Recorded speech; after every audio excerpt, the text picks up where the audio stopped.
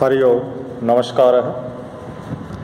आचार्य द्वितीय खंडे साहित्य चतुर्थ प्रश्न पत्रे विशेष कवि माघे अद्य प्रतिपाद्य विषय अस्ति माघस्य राजनीतिज्ञता। माघ का राजनीति विषयक ज्ञान। महाकवि माघ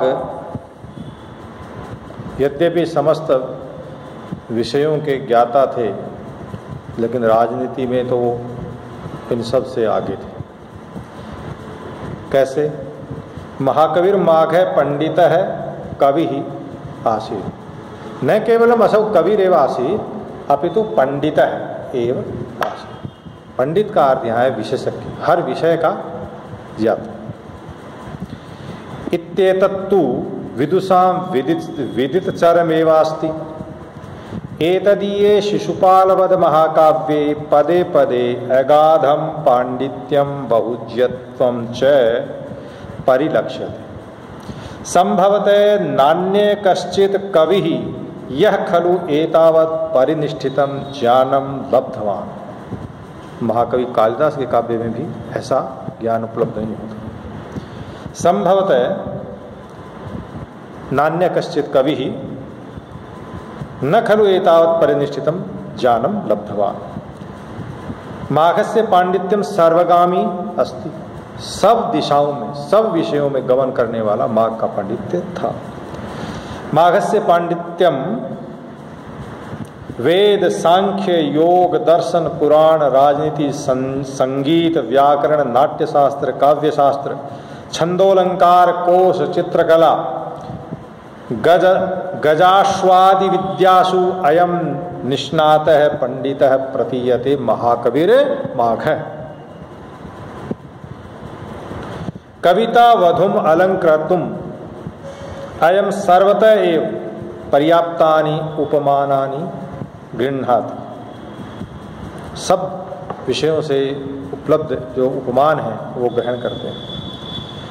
महाकाव्योचिताः सर्वे एव गुणाः अत्र विलसन्ति।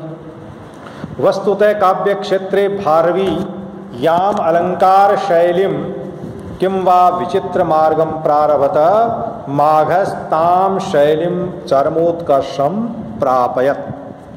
अतएवोच्यते तावद् भारवीर्भाति यावन् माघस्य नोदयः।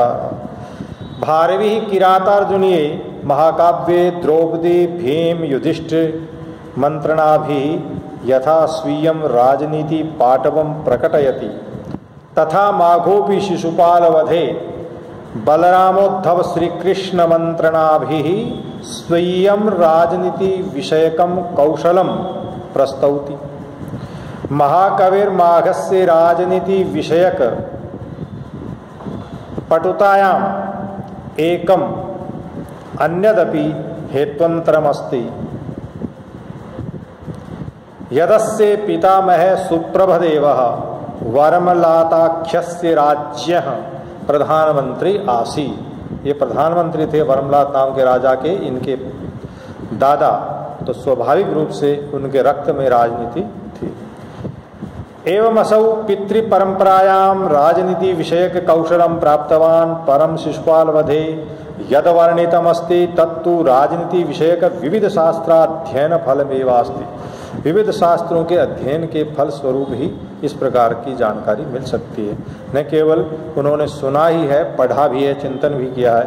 वीर रस प्रधानेस्मिन् शिशुपालवधे महाकाव्ये राजनीति विषयक कौशलम प्रतिपदम दृश्यते। तथा ही प्रथमे सर्गे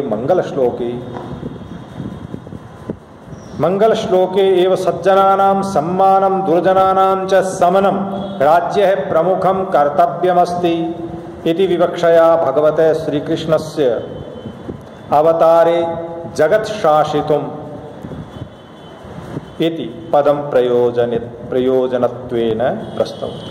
पहला ही श्लोक जो है उसमें देवर्षि नारद जो आकाश से आ रहे हैं और श्री कृष्ण को द्वारका में जो बैठे हैं, वो बैठे हुए श्री कृष्ण नारद को देख रहे हैं। तो वहाँ श्री कृष्ण का जो विशेषण बताया वो जगत, इन्होंने कहा है ना कि जगत शासितम, संसार का अनुशासन करने के लिए। अनुशासन कौन करता है? राजा। राजा जो है प्रजा पर नियंत्रण रखता है, अनुशासित करता है, उल्लंघन करने पर दंड देता है। तो वहां वो मंगलाचरण श्रीयपति श्रीमत शासितुम जगत जगन्निवास वसुदेव सद्मनि वसंदर्शावतरन्तमंबराद हिरण्यगर्भांग भुवम मुनिम हरि। हरि मुनिम ददर्श है, हरि ने मुनि को देखा।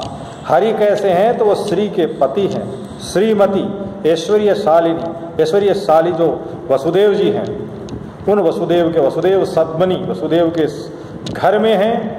और जगन निवास है वो, जगंती निवसंती अस्मिनिति जगन निवास। संसार नहीं, संसारों के संसार जहाँ निवास करते हैं। प्रलय काल में भगवान श्री हरि विष्णु जो हैं वो सारे जगत का विनाश होने के बाद में उन जीवों को अपनी कुक्षी में दबा करके और शयन करते हैं क्षीर सागर में। और जब सृष्टि दोबारा प्रारंभ होती है तब उनका विसर्जन करते हैं। तो इस प्रकार के जगन्नाथ जगन निवास हैं। फिर भी वो वसुदेव के घर में रह रहे हैं। वसुदेव तो एक सामान्य व्यक्ति हुए, लेकिन चूंकि संप्रति विरोध है। पहले विरोध है कि एक व्यक्ति वसुदेव जी हैं, उनके घर में कैसे रह सकते हैं जिसमें कई संसार रहते हैं इस प्रकार का व्यक्ति।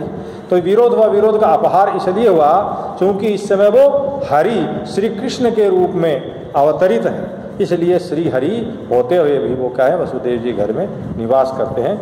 इस प्रकार के हरि ने वसंत रहते हुए, वास करते हुए, आकाशात अंबरात अवतरंतम, आकाश से उतरते हुए, हिरण्य गर्भ, सोने के गर्भ से पैदा होने वाले जो ब्रह्मा हैं, उन ब्रह्मा के अंग से पैदा होने वाले कौन? देवर्षि नारद, उनको ददर्श देखा। ततश्च निर्मर्यादोयम शिशुपाल है।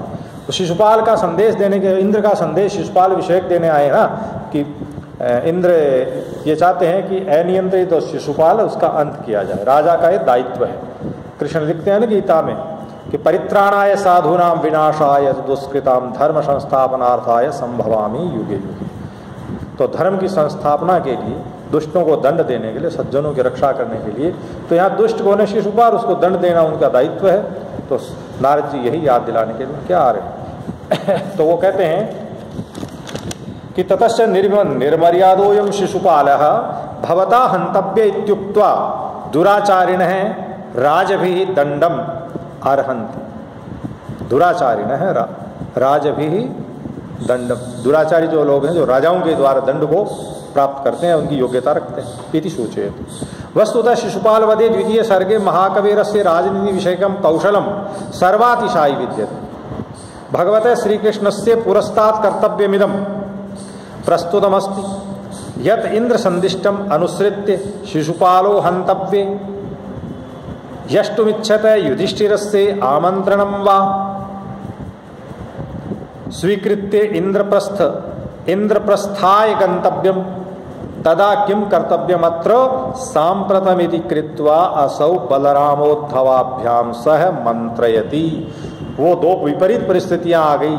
एक देश चेदी देश की तरफ एक संदेश चेदी देश पर आक्रमण करने का कह रहा है, दूसरा संदेश युधिष्ठिर की तरफ आ रहा है, वो इंद्रप्रस्थ की ओर जाने के लिए कह रहा है। दोनों ही महत्वपूर्ण संदेश हैं, दोनों की परिपालना आवश्यक है, दोनों का समय बिना वक्त गंवाए वहाँ जाना है। तो ऐसी विकट परिस्थिति में जो है मंत्रणा की आवश्यकता होती है। तो राजा अपने मंत्रिमंडल के साथ उस विषय पर चिंतन करते हैं। तो यहाँ भी ये कर रहे हैं।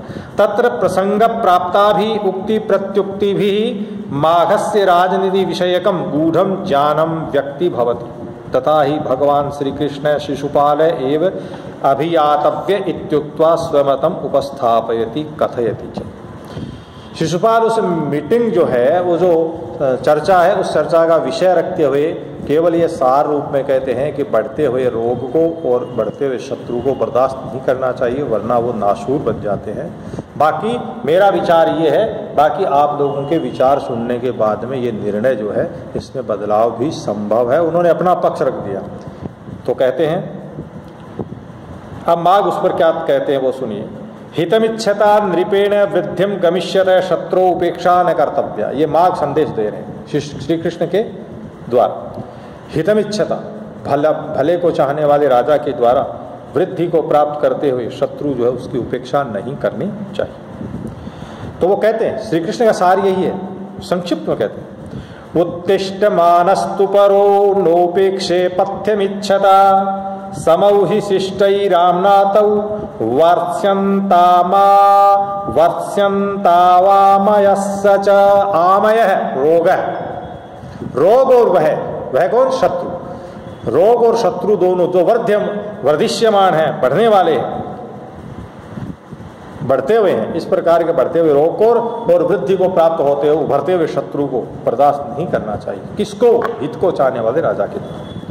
माघस्य मते राज्याम कृते गुणः षट् शक्तयः तिस्रः सिद्धयः तिस्रः उदयः त्रयः इति ज्ञानमेव। क्या क्या बताया इन्होंने कि माघ के मत में राजा में 3 प्रकार के, ये करें कि 6 प्रकार के तो गुण होते हैं, 3 प्रकार की शक्तियां होती हैं, 3 प्रकार के उदय होते हैं। इस प्रकार के ज्ञान जो है वो पर्याप्त नहीं है, केवल मात्र उसको जानकारी होना पर्याप्त नहीं है, बल्कि कस्य कुत्र प्रयोग है कदा करणीय इति ज्ञानम अपि राजा के लिए जो है वो आवश्यकम अस्ति, राज्य आवश्यकम अस्ति। तो लिखते हैं बलराम जी के शब्दों, यहाँ बलराम जी कह रहे हैं कि जो वो ताना दे रहे उद्धव को, कहना चाह रहे हैं कि उद्धव ऐसा बताएगा कि 6 प्रकार के गुण होते हैं, 3 प्रकार की शक्ति, 3 प्रकार के मंत्र होते हैं, ये जो ज्ञान देगा उस ज्ञान से कुछ आना जाना नहीं है, केवल जिसके पास जो इसकी प्रयोग विधि जानता है वही सफल होता है। तो कहते हैं षड्गुणा शक्तयस्तिस्रः सिद्धयश्चोदयास्त्रयः ग्रंथानधीत्य व्याकर्तो मिति दुर्मेधशोप्यलम। षड्गुणा 6 राजनीति में गुण माने गए, 3 प्रकार की शक्तियां, मंत्र शक्ति, प्रभु शक्ति और उत्साह शक्ति, और ये 3 उदय माने गए हैं। तो कह रहे हैं कि इनको, इन ग्रंथों को पढ़ करके और उनका विवेचन करना ये अलग बात है, और युद्ध में जा कर के लड़ना ये अलग बात है। इनसे, इन व्याख्याओं से रहने दें और वहाँ युद्ध में, क्योंकि जीत उसी के होते हैं जो युद्ध के मैदान में लड़ता है और जीतता है। महाकवि माघस्य मते राजा सर्वदा विजिगीषु भवेत्। राजा को चाहिए कि वो जीतने की इच्छा निरंतर रखे। अगर उसने जीतने की इच्छा छोड़ दी तो क्या होगा? राजा नष्ट हो जाएगा। एक पद्य आता है कि वो पद्य आता है कि जो राजा असंतुष्टा द्विजानष्टा संतुष्टश्च महीपति सैलज्जा गणिका नष्टा निर्लज्जास्तु कुलांगना। अगर कोई ब्राह्मण है और संतुष्ट नहीं है दिए हुई दक्षिणा से तो वो नष्ट हो जाता है। अगर राजा अपने शासन से संतुष्ट हो जाता तो वो नष्ट हो जाता है। वो बिना संतुष्ट होने वाला, संतुष्ट नहीं है तो ब्राह्मण नष्ट होगा, लेकिन राजा तो संतुष्ट हो गया तो नष्ट होगा। और लज्जाशील अगर है कोई वेश्या तो वेश्या नहीं रही, फिर वो गणिका नहीं रही। इसी प्रकार जो निर्लज्ज है वो कुलांगना नहीं रही। तो विजिगीषु भवेत्, राजा विजिगीषु भवेत्, न कदापि प्रमादित, प्रमाद न करे, लापरवाही न करे, क्योंकि शत्रु कभी भी उस पर आक्रमण कर सकते। यतो ही प्रमादात कार्य हानिर जायते। यो नृप बलवता शत्रुणा सह विरुद्ध ततः उदास्ते स तृणगुलमेशु अनलम प्रक्षिप्य मारुताभिमुखम शेते।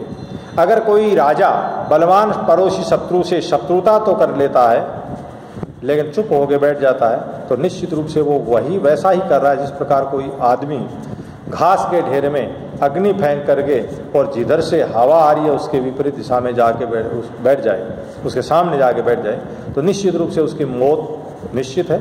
उसी प्रकार उस राजा की भी मृत्यु या वध या हानि निश्चित है जो शत्रु से, बड़े शत्रु से बैर करके चुपचाप बैठा है। विधाय वैरम सामरसे नरो रौय उदासते प्रक्षिप्योदर्चिषम कक्षे शेरते तेभिमारुतम। दूसरे सर्ग का ये 42वां श्लोक है और यहाँ ये बलराम जी का वाक्य है। अपकृतस्य शत्रो शमनम तत्कालमेव कार्यम नोचेदसौ गच्छति काले भयाय संपत्स्यते। अपकार करने वाले शत्रु का समन तत्काल कर देना चाहिए। अगर ऐसा नहीं हुआ तो समय आने पर वो आपके लिए भय के लिए ही वो तो आपको हानि पहुंचाने के लिए है।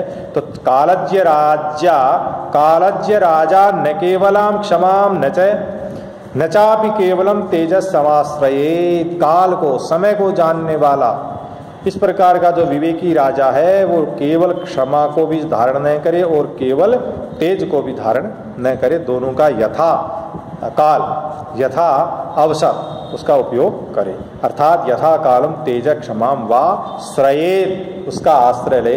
धन्यवाद। ये वीडियो बड़ा बढ़ रहा है, मैं यहीं रुकता हूँ। धन्यवाद। अगले भाग में देखें दूसरे भाग।